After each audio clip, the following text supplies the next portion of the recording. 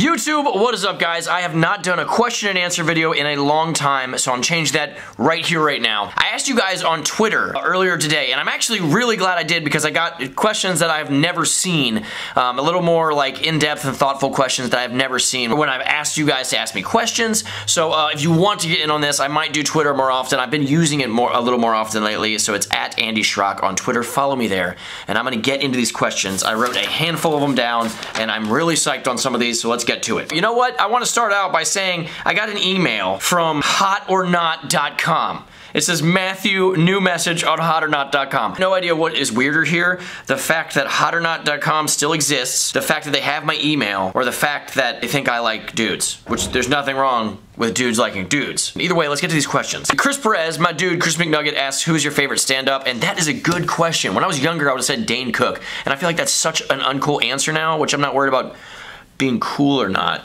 I'm gonna say, and I'm gonna say this for non-stand-up reasons, I'm gonna say Aziz Ansari because Parks and Rec and Second to None, he crushes on that, and I just like him, and he's a stand-up comedian, so I'm gonna say him. Max Ostland says, biggest stair set I've jumped. And I've actually ollied way more bigger gaps than I have done stair sets. I've boarded the Hollywood 16 stairs, so that's like, I guess that's jumping down, I would say that, but if that doesn't count, I think like the biggest I've done is like a 10, but I've like ollied gaps and stuff that are probably about as big as like a 14.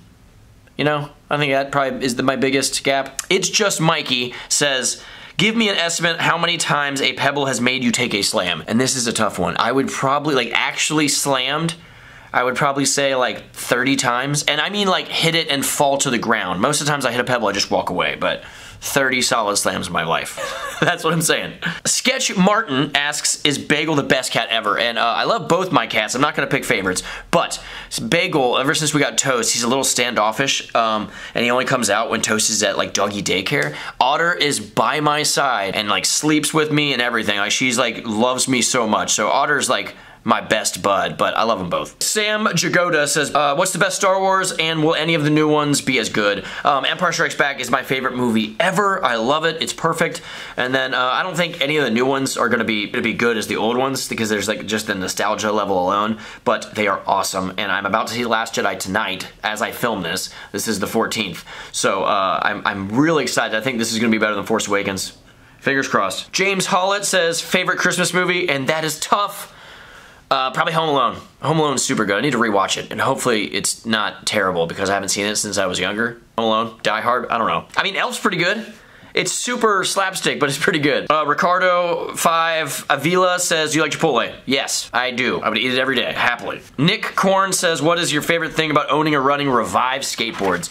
I don't know. The funny thing, I didn't actually want to start Revive when I had no desire to run a company, and then I actually started doing it, and I was like, no, I kind of like this, and I feel the thing I like best about it, other than the fact that I just get to work in skateboarding, which is like I'm beyond thankful, like it boggles my mind day by day, but it keeps me busy and it brings new challenges to my table, and it's just fun. I mean, like as far as like the actual favorite aspect of my job, I would say having ideas for graphics and then seeing JP create them and seeing it come to life is just really rad and fulfilling. RC Robio says, why doesn't Shredquarters reply to customer emails? We're actually really good about that. So if you're having trouble emailing us, maybe try a different email because it might think that your email is like a spam email or something. But yeah, normally we're like amazing at customer emails. Like within 24 hours, we're back to you and taking care of you. Rachel Moody says, how many Skittles have you eaten in your life? Like 5,000 maybe? Wow, that's scary if that's true. I don't know, in the thousands probably. That's crazy. Cassidy801 says, what are some places in the world you're dying to visit but haven't yet? My wife and I have talked about going to Thailand. Personally, I would love to go to Japan, and I'm sure my wife would. But on a skate level, I really want to go to Barcelona. I really want to go to Australia. That'd be cool. Basquith, if you're out there, dude, and still want to skate. I don't know. Europe in general, Switzerland, Barcelona, London, those places for sure. Megan Mishkat says, wants me to say hi to her son Jacob. Jacob, thank you for watching my videos. It means the world, and hope you are entertained by them. I have a lot more in mind coming out as I always do, but I think you're gonna like it. So this weekend, we got a lot of fun stuff. Stay tuned. Here's a heavy hitter.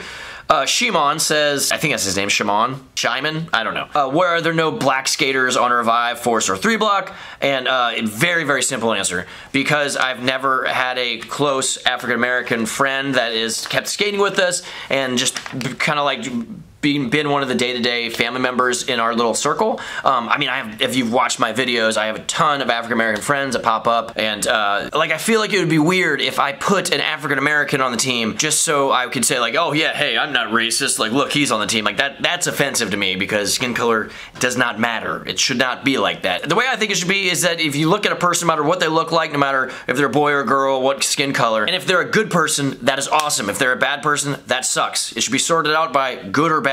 That's it. It's insane to me that people still generalize and group together people just because they live somewhere or they look a certain way or have a skin color. It's just humanity. Yeah, I'd love to see more just about diversity in skateboarding in general.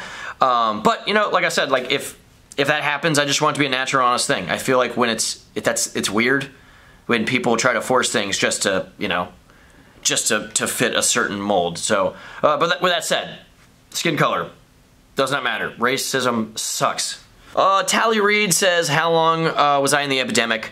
And not long. It was actually like, I was in the epidemic right before they went on hiatus. So probably like 3 months. And we played like 2 or 3 shows. No, yeah, 3 or 4 shows probably. And it was super fun. And I got to like learn all the songs and like help start writing a few. But then they kind of went on hiatus. And when they came back, Ryan Chambers, who works with me, it was the original bassist. So he did the stuff for the new album. But Tyler Reed, I see you commenting all the time. You rule, thank you. Denny101 says, what is something big in my life that I've done that I'm still proud of? And I'm gonna say my kid, of course. I like literally like, it's insane being a dad. I like put him, like when I take him to the bus stop in the morning, I like see him leave. It's like the most heartbreaking thing in the world. I'm like, why? Why can't you just stay with me all day, man? And then when he gets off the bus, his little eyes and smile, and like, being a dad is the greatest thing I will ever do with my life. And there's nothing ever that will trump that. And for the last questions, this is a very kind of a nerdy question from Nerd Lab, so that's good. It says, how do you film vlogs? And first I read that and I was like, well, that's just a silly question because you just point the camera at your face. But there is, I guess, a sort of attitude that different people have. One, I do not like the word vlogs. I don't even like the word vlogisode, which I use. I just think it's a weird word, but it doesn't matter. So yeah, I just film whatever is happening around me. If I think it's interesting, I'll film it. And then on the other side of things, I try to keep my viewer updated on the things I'm doing during that duration of the day that I'm filming. So I keep the viewer updated, and then I make sure I have the camera nearby to film anything that I think is interesting. And also, I do not take it too seriously. It is just YouTube. It should be fun, and be goofy with it. Like, it's awesome. There you guys go. Thank you. That was, like I said, I felt like that was a diverse type of questions than what I normally get asked. Like, if I ask on Instagram or Facebook, I'm just like, what's your favorite trick? Why do you wear red shirts? Like the same type of questions. So thank you guys from the bottom of my heart. I appreciate all you guys who watch my videos. I'll try to do Q&As more often because I love interacting with you guys. But this weekend, we have a new thing, Skate Obstacle in Shred Quarters. That's coming out tomorrow, so stay tuned for that. And then I have a really fun game of skate on Sunday. You guys have a fantastic day. Thank you for watching. Hit the subscribe button right below if you're not already subscribed, and I will see you tomorrow with a new video. Peace.